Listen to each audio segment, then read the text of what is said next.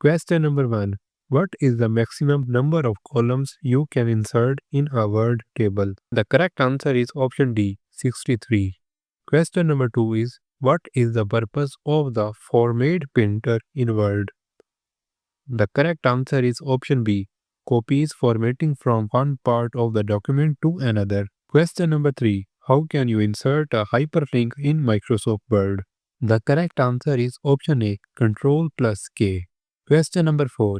What feature in Microsoft Word allows you to control the layout of text such as margins and spacing? The correct answer is option A, page setup.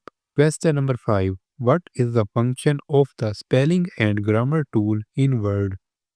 The correct answer is option B, to check for errors in text.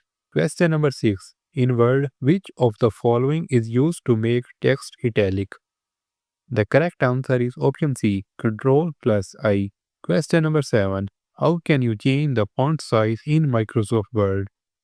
The correct answer is option A, Home font size. Question number 8. How do you align text to the center of the page in Word? The correct answer is option B, Control plus E. Question number 9.